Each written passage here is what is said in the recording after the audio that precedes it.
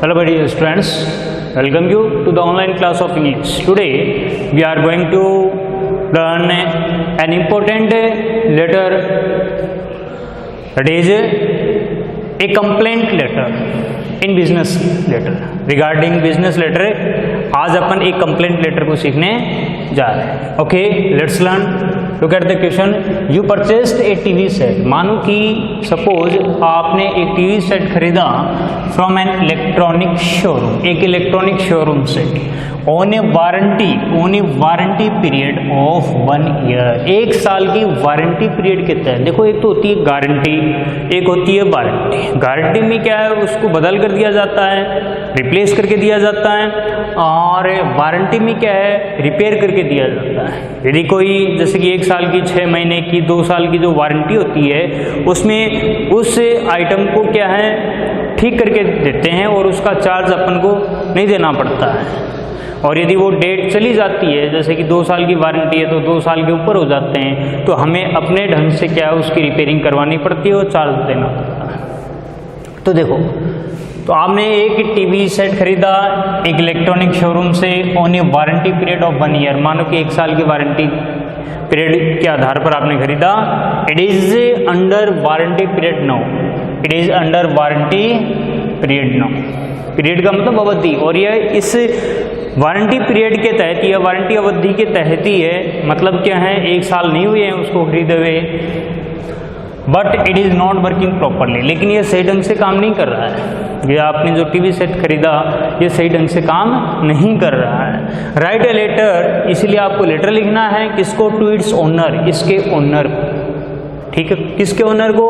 Electronic जो showroom है इसके ओनर को लेटर लिखना है फॉर इट्स रिप्लेसमेंट. जैसे कि इसका ओनर है, इसका ओनर तो वैसे आप हो गए इस टाइम पर. ठीक है, तो यहाँ पर क्या है, द ओनर. इट्स की जगह पर आप दे का यूज भी कर सकते हो, टू द ओनर. ठीक है, इस तरह से टू द ओनर. और यहाँ पर इट्स ओनर का मतलब क्या है, शोरूम के लिए है. Okay, write a letter to its owner या to the owner for its replacement, इसके रिप्लेसमेंट के लिए, इसको बदल कर देने के लिए, और या फिर टू सेंड ए टेक्नीशियन, या फिर एक टेक्नीशियन भेजने के लिए. किस लिए? To rectify the defects. Rectify का मतलब क्या होता है, ठीक करना, ठीक करना. और डिफेक्ट्स का मतलब क्या है, खराबी. ओके, इसकी जो खराबी है उसको ठीक करने के लिए या तो टेक्नीशियन भेजने हेतु या उसको रिप्लेसमेंट करने के लिए क्या है, आपको लेटर लिखना है. ओके, चलो ठीक है. देखो अब आंसर. सबसे पहले जैसे कि अपन करते आए हैं कि लेटर स्टार्ट करेंगे अपने एड्रेस. अपन एक कस्टमर है, इसीलिए क्या है अपन को अपना घर का जो एड्रेस है वो देना पड़ेगा यहाँ पर. और उसमें देखो ये अपना मकान नंबर आ गया, सी स्कीम आ गई, शास्त्री नगर, बीकानेर. सपोज करो ये अपने घर का एड्रेस है, ये घर का एड्रेस है. ये जैसे कि एरिया आ गया, कॉलोनी वगैरह, ये अपना उपनगर आ गया, ये बीकानेर के रहने वाले हैं. सपोज करो इस तरह का आपने एड्रेस दिया, और जिस दिन जैसे कि लेटर लिखते हो उस दिन की डेट दी जाती है. फिर एक लाइन छोड़ने के बाद में ये M/S, इसका मतलब मेसर्स. ये जो व्यापारिक संस्थाओं को संबोधित किया जाने वाला क्या है, यहाँ पर शॉर्ट फॉर्म में होता है. ये शब्द है, एक वर्ड है. मेसर्स का शॉर्ट फॉर्म MS है, तो MS मोहन इलेक्ट्रॉनिक्स ये नाम है. जैसे कि MS Mohan electronics, Gajner market, Bikaner, जैसा कि आपने एड्रेस दे दिया. और इस तरह का एड्रेस क्वेश्चन में भी हो सकता है, और यदि सपोज करो नहीं है तो आपको अपनी तरफ से एड्रेस देना पड़ेगा. उसके बाद में एक ब्लैंक छोड़नी है, आपको एक लाइन छोड़नी है. इस तरह से लाइन छोड़ने के बाद में सब्जेक्ट आ जाएगा. ये इस तरह से सब्जेक्ट के ऊपर और नीचे लाइन खाली होनी चाहिए. और सब्जेक्ट के लिए देखो, for replacement of defective TV. खराब टीवी, डिफेक्टिव टीवी या टीवी सेट है तो सेट भी लगा सकते हो. इस तरह से खराब टीवी सेट है उसके रिप्लेसमेंट के लिए, या फिर क्या, टू रेक्टिफाई द डिफेक्ट्स. ठीक है, to rectify the defect. Short में देना है आपको कि खराबी को ठीक करने के लिए. ठीक है, या फिर क्या उसको बदल कर देने के लिए जैसा क्वेश्चन में होता है उसके अकॉर्डिंग आप इन दो में से क्या है एक तरह से आप क्या दे सकते हो, यहाँ पर सब्जेक्ट दे सकते हो। इसके बाद में डियर सर, देखो व्यापारिक जो लेटर होते हैं उसमें डियर सर लगाते हैं।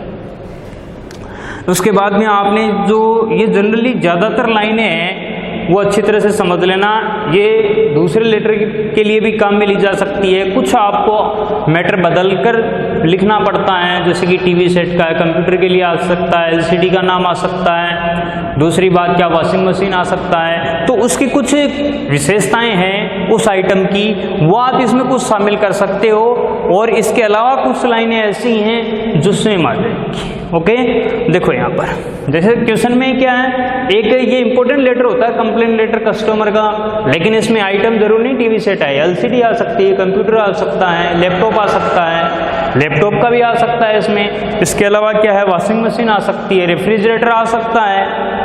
तो इस तरह की इनकी कुछ विशेषताएं एग्जाम देने जाने से पहले आप अपने दिमाग में रखनी है कि उसके लिए आ गया तो कुछ लाइनें ये मैं लिखूंगा, और कुछ लाइनें ऐसी हैं जो क्या जनरली कॉमन है। देखो इसमें आई परचेस्ड ए टीवी सेट, मानो अब फ्रॉम योर शोरूम, अब यहाँ पर ये टीवी सेट है, इसकी जगह दूसरा आइटम आ सकता है, बाकी चीज़ें सेम है। आई परचेस्ड टीवी सेट, मैंने एक टीवी सेट खरीदा फ्रॉम योर शोरूम, आपके शोरूम से। ऑन, कब खरीदा, ये बैक डेट याद रखना, 1 साल की वारंटी है तो 1 साल से पीछे की डेट नहीं होनी चाहिए, ठीक है, उसके बीच का पीरियड होना चाहिए। 6 महीने का है तो 6 महीने के बीच की डेट होनी चाहिए कुछ ऐसे। 21 जून 2020, अपन कब लिख रहे हैं, सितंबर को लिख रहे हैं। 21 June 2020 on a cash payment, cash payment नगद भुगतान पर खरीदा। The cash memo number as 255, 255 cash memo रसीद का नंबर है जो आपने रसीद काट कर दी, बिल काट कर दिया, उस बिल का नंबर ये है, आपने बता दिया, डेट बता दी, बिल नंबर बता दिया, बाकी उनके पास नाम वगैरह डिटेल फ़ोन नंबर वो लिख देते हैं, उसके ऊपर नोट रिकॉर्ड होता है। आई परचेस्ड दिस टीवी सेट, मैंने ये टीवी सेट खरीदा ऑन ए वारंटी और 1 ईयर, 1 साल की वारंटी पर खरीदा। इट वर्कड, देखो वर्क की सेकंड फॉर्म है, इट वर्कड का इसने कार्य किया प्रॉपरली, सही ढंग से, फॉर सम डेज, कुछ दिनों के लिए, मतलब कुछ दिन तक तो ये सही ढंग से चली। बट आफ्टरवर्ड्स, लेकिन उसके बाद इट स्टार्टेड क्रिएटिंग प्रॉब्लम, इसने समस्या उत्पन्न करनी शुरू कर दी। अब देखो पैराग्राफ चेंज, कुछ अलग आप बताना चाहते हो, जब भी रिलेटेड बात से हटकर बात आती है वहीं पर पैराग्राफ चेंज होता है। When we switch it on, जब हम अपन इसको स्विच ऑन करते हैं, अब देखो स्विच ऑन तो सारे इलेक्ट्रॉनिक आइटम को किया जाता है, इसीलिए ये लाइन भी चल जाएगी यहाँ पर, चाहे रेफ्रिजरेटर हो, चाहे कूलर हो, कुछ भी हो। When we switch it on, जब हम इसको ऑन करते हैं, it becomes off all of a sudden, ये लाइन भी चल जाएगी कि अचानक क्या है, बंद हो जाती है। जब स्विच ऑन करते हैं तो एक बार क्या है, ऑन होते कि फिर बंद हो जाती है। समटाइम्स, कभी कभी, it's screen turns into black and white suddenly, अब कलर्ड खरीदा आपने तो अचानक इसकी स्क्रीन ब्लैक एंड वाइट में कन्वर्ट हो, चेंज हो जाती है। ठीक है, ये लाइन टीवी के लिए ही है, दूसरी चीज़ों के लिए नहीं है, तो इसको आप हटा सकते हो। जो चीज़ें सम्मिलित हो सकती हैं, सेम हैं, वो लिख सकते हो। It creates A dam noise, ये ज़्यादातर में चल जाती है। इससे पहले एक लाइन और है, its speakers are also not working properly, इसके जो स्पीकर्स हैं वो भी सही ढंग से काम नहीं कर रहे हैं। अब जिसके स्पीकर होते हैं उनके लिए तो एक चीज़ काम, ये लाइन लिख सकते हैं, जिसके स्पीकर नहीं है अपन छोड़ देंगे। इसके बाद में क्या है, it creates a damned noise, घर घर की आवाज़। It creates a damned noise when we switch it on, जब अपन इसको ऑन करते हैं तब क्या है, ये एक भद्दी सी आवाज़ क्रिएट करती है जो कानों के लिए क्या है, खराब हो, जैसे कि घर घर की आवाज़, इस तरह की क्या है, एक भद्दी आवाज़ क्रिएट करती है। ये लाइन भी क्या है, जैसे कि चल जाएगी ज़्यादातर के लिए।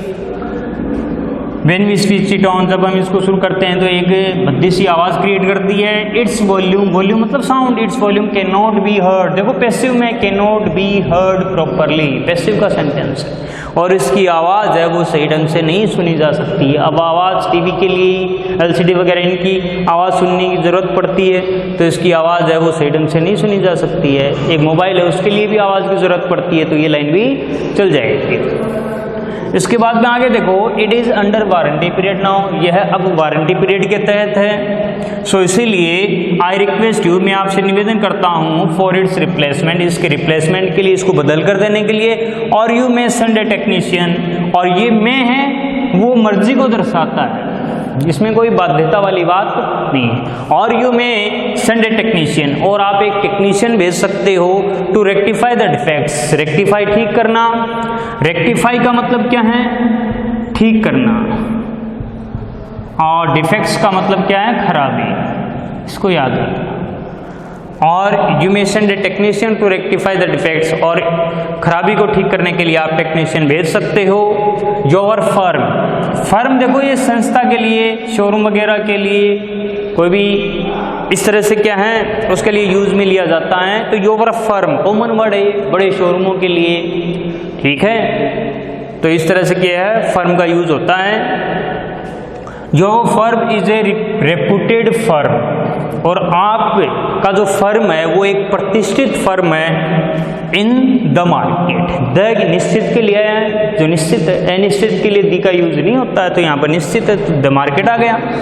Your firm is a reputed firm in the market, market में आपका जो फर्म है वो रेपुटेड है, प्रतिष्ठित है। You quench everybody's thirst, quench का मतलब क्या है? बुझाना। थर्स्ट का मतलब क्या है? प्यास। ध्यान दो, यू क्वेंच, ये भी लाइनें जनरल चल जाएगी, देखो खराबी वाली भी चल जाएगी। इसमें 2-4 लाइनें हैं आपको अलग से लिखनी पड़ती है, बाकी ज्यादातर लाइनें सेम है।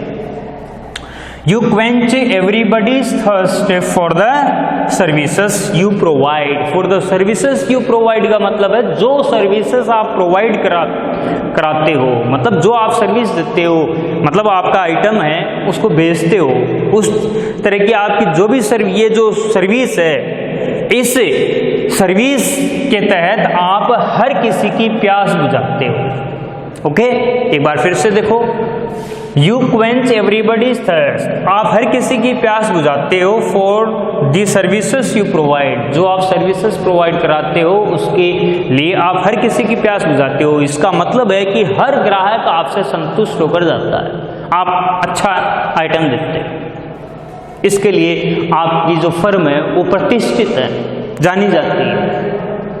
बस इसके बाद में आप लास्ट लाइन लिख रहे हो, होप आशा है, यू विल नॉट बी मतलब होना, विल नो ये वर्ब की थर्ड फॉर्म नहीं है, पैसिव का सेंटेंस नहीं है, एक्टिव का है, और यहाँ पर बी वर्ब की फर्स्ट फॉर्म आ गई, बी क्या आ गई? वर्ब की फर्स्ट फॉर्म आ गई। Okay, hope you will not be against, against का मतलब खिलाफ, अगेंस्ट का मतलब क्या है? खिलाफ। होप आशा है, यू विल ये सब्जेक्ट आ गया, ये होप का मतलब आशा है, you will not be against कि आप खिलाफ नहीं होगे, किसके? योर नेम एंड फेम, आप आपके नाम और प्रसिद्धि के खिलाफ नहीं होगे। इसके बाद में देखो, and try to send a technician to rectify the defects, और खराबी को ठीक करने के लिए टेक्नीशियन भेजने का प्रयास करोगे, या आप ऐसा भी लिख सकते हो, या फिर रिप्लेसमेंट के लिए आप क्या जल्दी से जल्दी इसको रिप्लेस करने का प्रयास करोगे, या ये लिख दो, एक ही बात है। थैंकिंग यू, धन्यवाद। अब धन्यवाद किस बात का? देखो धन्यवाद जनरली लेटर्स में धन्यवाद देते हैं, ठीक है, एक अच्छे स्वभाव के लिए, एक अच्छे व्यवहार के लिए, लेकिन यहाँ पर धन्यवाद देना सही है क्या? नहीं है, क्योंकि ये तो एक शिकायत लेटर है, उस शिकायत में धन्यवाद थोड़ी दिया जाता है, नहीं दिया जाता है, धन्यवाद देना गलत होता है। लेकिन इसके आगे हम एक वर्ड लिख रहे हैं एंटीसिपेशन, इन एंटीसिपेशन। इन एंटीसिपेशन का मतलब क्या है? आशा में, आशा में। Okay, thanking you in anticipation है, थैंकिंग यू इन एंटीसिपेशन का मतलब आशा में धन्यवाद। आशा किस बात की है भाई, जल्दी टेक्नीशियन भेज देंगे और जो भी खराबी है उसको ठीक कर देंगे, इस बात की आशा है, इसीलिए उनको धन्यवाद दे रहे हैं। ओके इसके बाद में देखो योवर्स फेथफुली, यहाँ पर एक लाइन छोड़ना आपको, योवर्स फेथफुली, आपका विश्वास पात्र, आपका नाम आ जाएगा, कस्टमर आ गया, आप कौन हो, ग्राहक हो, तो आगे लिख दिया customer. That's all. Okay, thank you very much.